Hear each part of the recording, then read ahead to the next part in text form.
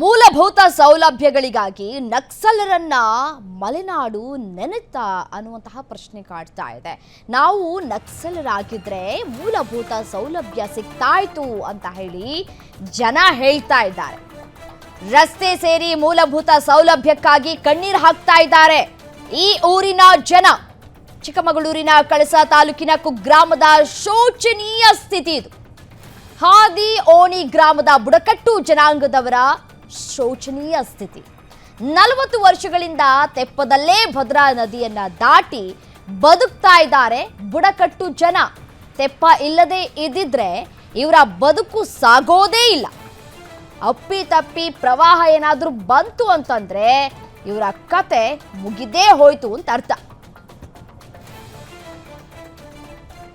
ನದಿಯಲ್ಲಿ ನೀರು ತಗ್ಗುವವರೆಗೂ ಕೂಡ ಯಾರೂ ಕೂಡ ಊರನ್ನ ದಾಟೋದಕ್ಕೆ ಆಗೋದಿಲ್ಲ. ಜಲ ದಿಗ್ಬಂಧನವಾದ್ರೆ ಇಡೀ ಗ್ರಾಮಸ್ಥರೇ ಪರದಾಡಬೇಕಾಗುತ್ತೆ. ಯಾರಾದ್ರೂ ಇನ್ ಕೇಸ್ ಸತ್ರು ಅಂತಂದ್ರೆ ಮುಗಿತು. ಹೆಣವನ್ನೂ ಕೂಡ ತೆಪ್ಪದಲ್ಲೇ ಸಾಗಿಸಬೇಕಾದಂತಹ ಪರಿಸ್ಥಿತಿ.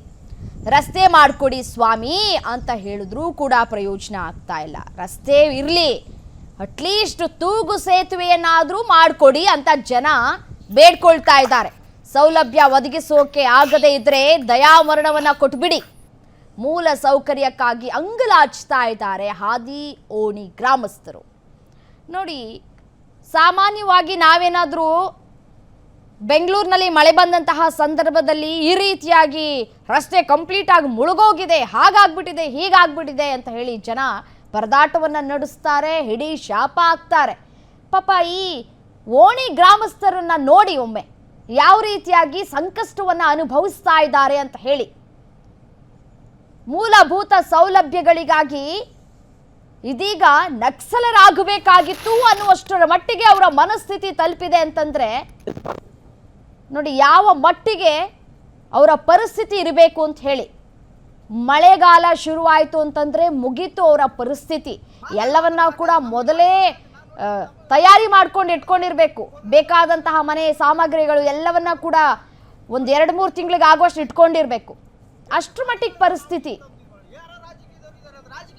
ಹಾಗಾದ್ರೆ ಒಂದು ಯಾರೊಂದು ಎಸ್ಟೇಟ್ ಮಾತಾಡ್ಬೇಕಾಗ್ತದೆ. ಯಾಕಂದ್ರೆ ಎಸ್ಟೇಟ್ ಒಂದು ಓನರ್ ಒಬ್ಬ ಮನೆ ಮಾಡ್ಕೊಂಡು ಇಡೀ ಅವನೇ ಮಾಡ್ಕೊಬೇಕಂತ ಹೇಳಿದ ಆದಾಗ ಸರ್ಕಾರ ಸತ್ತೋಗಿದ್ಯಾ? ನಮ್ಗೆ ಜಾಗ ಕೊಟ್ಟಿಲ್ವ ಇಲ್ಲಿ? ಅವ್ರ ಹತ್ರ ಫೈಟ್ ಮಾಡ್ಬೇಕು. ಸರ್ಕಾರ ಜಾಗ ಇದಿಲ್ಲ, ಒಂದ್ ಮನೆಗೆ ಹೋಗ್ಬೇಕಾದ್ರೆ ಒಂದ್ ಜಾಗ.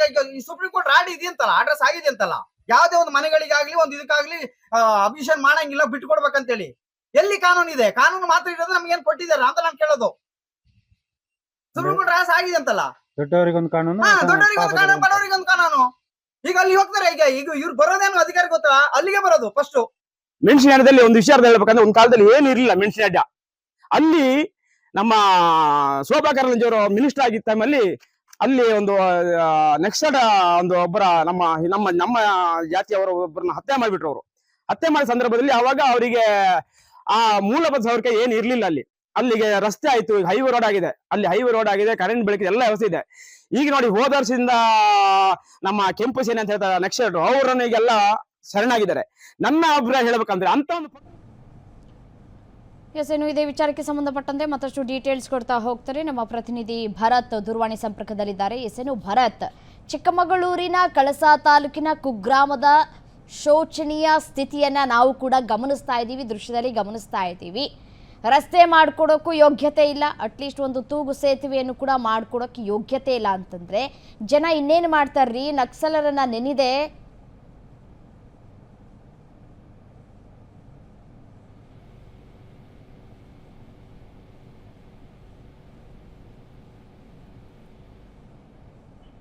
ಭರತ್, ನನ್ನ ಧ್ವನಿ ಕೇಳಿಸ್ತಾ ಇದೆಯಾ?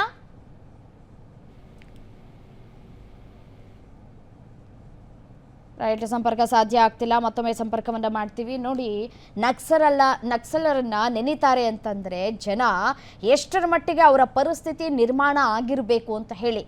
ಮತ್ತು ಅಲ್ಲಿ ಏನಾದರೂ ಸಣ್ಣ ಪುಟ್ಟ ಮಕ್ಕಳಿದ್ರೆ ಶಾಲೆಗೆ ಹೋಗಬೇಕು, ಕಾಲೇಜಿಗೆ ಹೋಗಬೇಕು ಅಂತಂದರೆ ಏನು ಗತಿ ಅಂತ ಹೇಳಿ. ನಿಜಕ್ಕೂ ತೆಪ್ಪದಲ್ಲೇ ಪ್ರಯಾಣವನ್ನು ಬೆಳೆಸಬೇಕು. ಒಂದು ಗಾಡಿ ತೆಗೆದುಕೊಳ್ಳುವ ಹಾಗಿಲ್ಲ, ಒಂದು ಸೈಕಲ್ ಓಡಾಟ ಮಾಡುವ ಹಾಗಿಲ್ಲ, ಅಷ್ಟರ ಮಟ್ಟಿಗೆ ಅವ್ರ ಪರಿಸ್ಥಿತಿ ಇದೆ.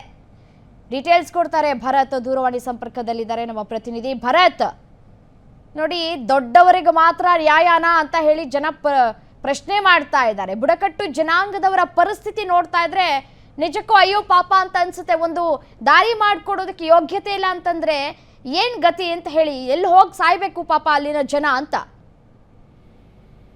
ರಮ್ಯಾ, ಚಿಕ್ಕಮಗಳೂರು ಜಿಲ್ಲೆ ಅಂದ್ರೆ ಸಾಕಷ್ಟು ಹೆಸರು ಮಾಡಿರತಕ್ಕಂಥ ಜಿಲ್ಲೆ, ಒಂದು ಮಲೆನಾಡು ಜೊತೆಗೆ ಪ್ರವಾಸಿ ತಾಣಗಳ ಸ್ವರ್ಗ ಅಂತಕ್ಕಂಥ ಒಂದು ಬಿರುದನ್ನ ಪಡ್ಕೊಂಡಿದೆ. ಸೊ ಇಲ್ಲಿ ಸಾಕಷ್ಟು ಜನ ಪ್ರವಾಸಿಗರು ಬರ್ತಾರೆ. ಅದ್ರ ಜೊತೆಯಾಗಿ ಇಲ್ಲಿ ಏನು ಸಾಕಷ್ಟು ಒಂದು ಜನ ಬರ್ತಿರೋದ್ರ ಜೊತೆಗೆ ಇಲ್ಲಿ ಮತ್ತೊಂದು ಹೆಸರಿಂದ ಒಂದು ಕುಖ್ಯಾತಿಯನ್ನ ಪಡೆದುಕೊಳ್ಳುವಂತ ಒಂದು ಸಾಧ್ಯತೆ ಇದೆ. ಕಾರಣ ಏನಂದ್ರೆ ಈ ಒಂದು ಚಿಕ್ಕಮಗಳೂರು ಜಿಲ್ಲೆಯ ಭಾಗದಲ್ಲಿ ಹಲವು ಭಾಗದಲ್ಲಿ ಇನ್ನೂ ಕೂಡ ಕುಗ್ರಾಮಗಳು ಇರುವಂತಕ್ಕಂಥದ್ದು. ಸೊ ಅಲ್ಲಿ ಒಂದು ಮೂಲ ಸೌಕರ್ಯತೆಯ ಸೌಲಭ್ಯ ಕೂಡ ಇನ್ನು ವಂಚಿತವಾಗಿ ಉಳಿದಿರತಕ್ಕಂತ ಅನೇಕ ಗ್ರಾಮಗಳು ಕಂಡು ಬರ್ತವೆ. ಸೊ ಅದೇ ಮಾದರಿಯಲ್ಲಿ ಕಳಸಾ ತಾಲೂಕಿನ ಈ ಒಂದು ಆದಿಹೋಣಿ ಅಂತಕ್ಕಂಥ ಒಂದು ಏನು ಗ್ರಾಮ ಇದೆ. ಸೊ ಈ ಒಂದು ಗ್ರಾಮದಲ್ಲಿ ಸುಮಾರು 40 ವರ್ಷಗಳಿಂದ ಹಲವು ಕುಟುಂಬಗಳು ವಾಸ ಮಾಡ್ತಾ ಇದೆ. ಆದ್ರೆ ಈ ಒಂದು ಕುಟುಂಬಗಳು ಏನು ವಾಸ ಮಾಡ್ತಿದೆ ಅವರು ಸಾಕಷ್ಟು ಸಮಸ್ಯೆಗಳನ್ನ ಅನುಭವಿಸ್ತಿದ್ದಾರೆ. ಅದರಲ್ಲೂ ಪ್ರಮುಖವಾಗಿ ಕಾರಣ ಏನಂದ್ರೆ ಮಳೆಗಾಲ ಬಂತಂದ್ರೆ ಇವರು ಏನು ಒಂದು ಮೂಲ ಸೌಲಭ್ಯಗಳು ಅಂದ್ರೆ ಏನು ದಿನ ಬಳಕೆಯ ವಸ್ತುಗಳಿರ್ಬೋದು ಅಥವಾ ಯಾವ್ದಾದ್ರು ತುರ್ತು ಸಂದರ್ಭಗಳಲ್ಲಿ ಆಸ್ಪತ್ರೆಗೆ ತೆರಳೋದಕ್ಕೆ ಇರ್ಬೋದು. ಸೊ ಅವರೆಲ್ಲರೂ ಕೂಡ ಒಂದು ತೆಪ್ಪವನ್ನೇ ಬಳಸಬೇಕಾಗುತ್ತೆ. ಕಾರಣ ಏನಂದ್ರೆ ಭದ್ರಾ ನದಿಯಲ್ಲಿ ನೀರಿನ ಪ್ರಮಾಣ ಏರಿಕೆ ಆಗುತ್ತೆ. ಹಾಗಾಗಿ ಒಂದು ಭಾಗದಿಂದ ಮತ್ತೊಂದು ಭಾಗಕ್ಕೆ ದಾಟಬೇಕಾದ್ರೆ ಸೊ ಇವರು ಭದ್ರಾ ನದಿಯನ್ನೇ ದಾಟ್ಕೊಂಡು ಹೋಗ್ಬೇಕಾಗ್ತದೆ. ಹಾಗಾಗಿ ಇಲ್ಲಿ ಒಂದು ಸೇತುವೆಯನ್ನ ನಿರ್ಮಿಸ್ಕೊಡಿ, ಇಲ್ಲ ಒಂದು ಸುಸಜ್ಜಿತವಾದ ಒಂದು ರಸ್ತೆಯನ್ನ ನಿರ್ಮಾಣ ಮಾಡ್ಕೊಡಿ ಅಂತಕ್ಕಂಥ ಒಂದು ನಿಟ್ಟಿನಲ್ಲಿ ಸಾಕಷ್ಟು ವರ್ಷಗಳಿಂದ ಅಲ್ಲಿನ ಗ್ರಾಮಸ್ಥರು ಮನವಿಯನ್ನ ಮಾಡ್ಕೊಂಡು ಬಂದಿದ್ದಾರೆ. ಸೊ ಆದ್ರೆ ಇದುವರೆಗೂ ಕೂಡ ಯಾವುದೇ ಜನಪ್ರತಿನಿಧಿಗಳಾಗ್ಲಿ ಅಥವಾ ಅಧಿಕಾರಿಗಳಾಗ್ಲಿ ಅವರು ಒಂದು ಸೇತುವೆಯನ್ನ ನಿರ್ಮಾಣ ಮಾಡಿಕೊಡೋದಕ್ಕೆ ಮುಂದಾಗಿಲ್ಲ ಅಂತಕ್ಕಂಥ ಒಂದು ಆರೋಪವನ್ನ ಅಲ್ಲಿನ ಗ್ರಾಮಸ್ಥರು ಮಾಡ್ತಿರುವಂತದ್ದು. ಅದೇ ಮಾದರಿಯಲ್ಲಿ ಮತ್ತೊಂದು ಗಂಭೀರವಾದ ವಿಚಾರವನ್ನ ಅವರು ಉಲ್ಲೇಖ ಮಾಡ್ತಾರೆ. ಅಲ್ಲಿನ ಗ್ರಾಮಸ್ಥರು ಏನೋ ಈ ಒಂದು ನಕ್ಸಲರಿಗಾದ್ರೆ ಸಾಕಷ್ಟು ಸೌಲಭ್ಯಗಳನ್ನ ನೀಡ್ತಾರೆ, ಸೊ ನಾವು ಅದೇ ಹಾದಿಯನ್ನ ಹಿಡಿಬೇಕಾಗುತ್ತಾ ಅಂತಕ್ಕಂಥ ಒಂದು ಪ್ರಶ್ನೆಯನ್ನು ಕೂಡ ಅಲ್ಲಿನ ಗ್ರಾಮಸ್ಥರು ಮಾಡ್ತಿರುವಂತದ್ದು. ರಮ್ಯಾ, ಥ್ಯಾಂಕ್ ಯು ತಮ್ಮೆಲ್ಲ ಮಾಹಿತಿಗಾಗಿ.